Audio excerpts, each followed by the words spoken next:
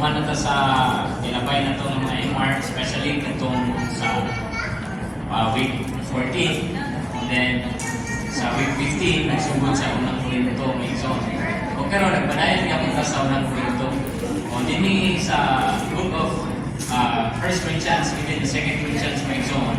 Especially, 1 Corinthians, doon na yung problema yung ginitabo. Doon na ganit 11 problems sa bato. Ilang isa kubang, especially sa mga kaibisahanan, iglesia sa Corinto ngayon. So, busa, si Pablo, nag-quote siya sa, especially in the book of Exodus, concerning the matter of going to the good land. Okay? The goal of saving them from Egypt, from under the tyranny of Satan, is for them to possess the good land. Amen. For what? Of course, to serve the Lord. Amen. Busa may soon, ipakita yun ni Pablo sa mga Korinto na ang ilang problema dili kay ang ilang mga gifts. Kung dili ang shortage nila. No? Shortage, kakulangon nila sa pag-inom ni ining nalansang na Kristo. Ining Kristo na nabanhaw, ay ining Kristo na niagis kahikayan from His incarnation going to His resurrection and becoming the life-giving Spirit. Kana agad ang road sa ilang problema, mga igsoon. Busa, unang problema, isgutan ang division. No? Wala na panahon para mo expound ang mga butang, mga igsoon. Pero din sa atong morning revival, we have 3 points. No? Kaning big points na isgutan din. First is the spiritual food. Okay, spirituhanong pagkaon, and then the spiritual rock. The following rock, which is Christ Himself. And next is the contents, ang sulod niining kalat sa Diyos. Ang kalat sa Ginoo. Meaning, contents of the Lord's table. Sa unang Korinto 10, mga igsoon, nagisgot sa pagkaon. So, unsa man yung pagkaon?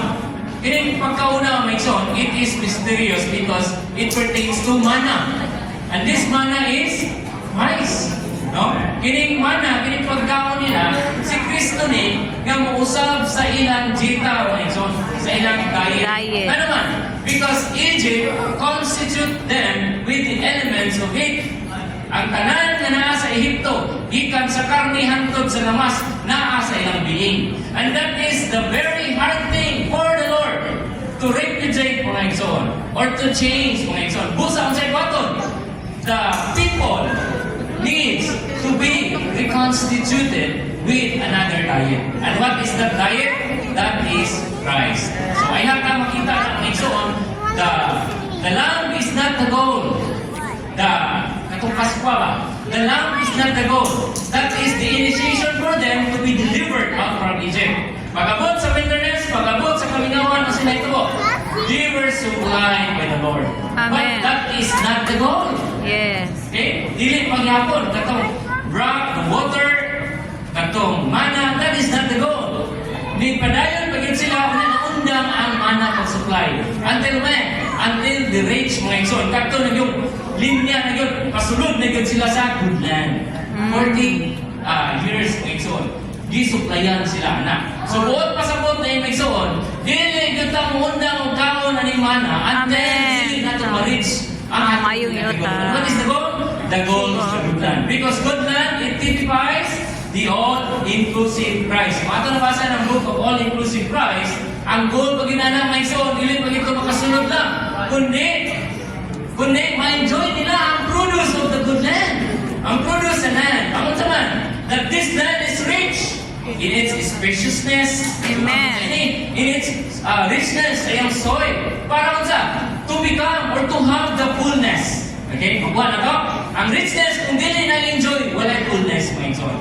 Para ma-enjoy ang fullness, ginahanglan o mga enjoyers of Christ. Okay, sa one, mga igsoon, the deep truth in Exodus 16, ipakita ganito nga dunay spiritual food. Amen. Unya, kaya spiritual food na gisupply sa ilaha, dili nila makuha, mga igsoon, kung dili sila una, musayo o mata. Why? Because mana, pagpakita na gyud ni siya Mixon, uban sa iyang mo kapuntagon. Okay? Kung pasabot Mixon, dili ni mo ni ma-enjoy sa utong. No? Inig sunlight na ganani, matunaw ni siya Mixon. Busa, ang tao Pamathon gyud sa'yo. Mamata itag sa'yo ani para i-enjoy ang Kristo nga iso. And this, Christ, as the reconstituting element, will be our supply. And then, it will be an eternal memorial. Okay? Ano man, maigsoon kung atong ng taon, the art is not the center sa katong iyahang kaning tabernacle ng Igsoon. No? Doon na kaning lima na nagtabon ang pinakasentro ng Igsoon. Unang nagtabon kaning sawang, the Sawa. outer court. Holy Next place. is the holy place. Amen. Walang dapit. Kunya, doon na pag-yoy. Holy of dapit holies. labing balaan. Amen. The holy of holies. Amen. Next is the ark. The ark. And then the ark, kung sa sunod, duwang papan ka ba to? Na doon ay kinulit nga kasubuan sa Diyos. Sunod mga igsoon, doon ay golden pot. Kung sunod sa golden pot mga igsoon, doon ay mana mga igsoon.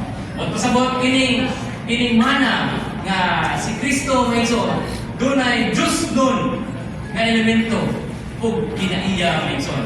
Kaya naa sa golden pot mga igsoon. At pasabot ani mga igsoon, kini ang mahimong memorial, eternal memorial mga igsoon sa universo na nagpamatuod yun na si Kristo dili lang kay naa sa atong sunod kundi siya mismo ang mapadayag sa kaulahian mga igsoon. Amen. Point B, just as the manna in the golden pot was the focal point of God's dwelling place, so Christ as the manna eaten by us. Nga atong gikaon, kini Kristo nga atong gikaon is the focal point of God's building today. So kung pasabot, inigkaon na to sa mana kung sa'y sunod, building mga igsoon. So wala ikaon-kaon ng Kristo, wala Walay pagtukod. Amen. Okay, this is the unique food for us mga igsoon. And then this unique food, ato na ning enjoy sukad sa atong pagdawat sa iyang kinabuhi. Kung sa inigtilaw na to sa uban na teaching, lahi pa rin. Right? Nakabantay mo na? Inigkaon na to, inigtilaw na to, lahi na teaching, inigtuong sa ubang teaching sa to, murag dili man ni Kristo. Lahi man eh. Why? Because we are constituted with Christ. Of course, we are not fully, but we are on the process of being fully constituted with Christ. Kung sa pagtilaw sa upang na teaching, ay, lahig lasa, dili Kristo. Okay? That is because of our giusap na atong constitution mga igsoon. Makabantay mo ani mga igsoon. Musubot mo sa dili, makabantay kung ani, lahig na teaching na gani, dili Kristo. Lahig yun eh. Okay? So, what is the characteristic of Christ? Kita po nato sa mana. Okay? Kaon sa? He is mystery. Mystery. Misteryoso siya kay inig. Sulod niya itong nagtigong na may igsoon, doon na siya lawas.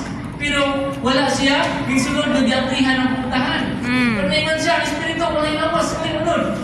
Pero tanawa ko, ang akong gamot, na doon ay busod, iglansang man. Okay? So he is mysterious and it is also long-term miracle.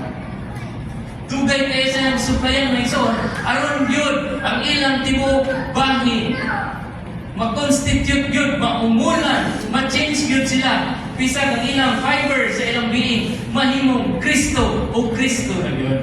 Amen. Daghan man ang igsoon, si size. O nagtuo kong ato ginag-enjoy mong igsoon. Itaga naman kung paano ni para mag-open mong igsoon. So, kamay na. Okay? Point 2, Christ has been crucified to become the spiritual rock. Okay, so unsa may nahitabuan ni igsoon? Sa pagbagugbot sa tao mga igsoon dito sa kabingawan kay Moses, ang ilang pagbagugbot para makainom sila nining tubig. Karon sa atong taliwala, wala ko na kasi sa inyo. Sa atong taliwala, kung doon natin pagbagugbot mga igsoon, murmurings, even reasonings, it doesn't mean na kung right ka or wrong ka sa iyong rational or sa iyong reasoning. But, kana nagpagudgod ka, nagreklamo ka, doon na kay reasoning, kana ang indication na you are not of drinking of this rock. Ang kaning tubig, ani na kining saman o kining gimnalan na bato. Kay, mauni ang nahitabo, busa, si Moses, iyang gidala, kining problema nga ito kay Jehovah. Nakitagaan sila aning bato. No? Napayama. Strike the rock. Napayama. Kunya, ang rock na split. Kunya, doon ay tubig. Busa, doon ay limnom sila. Pero sa ikaduha, mga igsoon, na misrepresent niya si Jehovah. Na-open niya si Jehovah sa iyahang pagkahuli o sa iyahang ekonomiya. Nga naman, kaya ang striking of the rock ay, it means the crucified Christ. Kasta ragod siya ilansan. Busa kita, wala rin mga igsoon rin magkabuban na ang mapalansang ko, sunod si Kristo, no. Kasta rin lansang si Kristo, unya ang sa isunod. In His side, on His left side, the water and the blood flows freely. The blood is for our Amen. Redemption. and water is for our germination by the imparting of His life. So, this water is for the impartation of life. Amen. Onya si Moses, i-strike po man niya. Imbis ka, i-speak na lang niya. Just speak to the rock. How to speak to the rock? To have a direct word to Christ. Lord, you have to. Lord, wag ko na lipay yan ang igsuon. Dili kay sa igsuon ka mo yun, wag ko na lipay mo. Ito kay Kristo ay, just speak to the rock. O na problema na to sa may igsuon. Dinhi sa talan ng igsuon. Ipakita ang tulog ng utang. Ang lan ato ni makita. Dili kay masayop na to ni mga igsuon, no?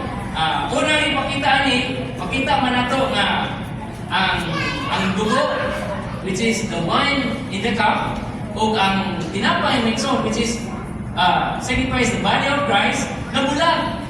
So what does it mean? It means death. No? Kamatayon ni Kristo. Sa uban, it is foolishness. Right? But for us, it is the power of God.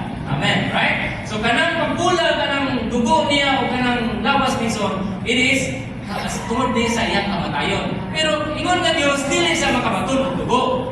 Pusa, nahimo siyang tao. And what is that? That is the process of incarnation. So point A, ipakita niya, if Christ had not been incarnated, He could not have blood and body. So kinahanglan din siya. Una, incarnation. Next is crucifixion. And then, para nato, para ma-enjoy nato, at sa may buhaton, dili siya magpabilin sa iyang kamatayon.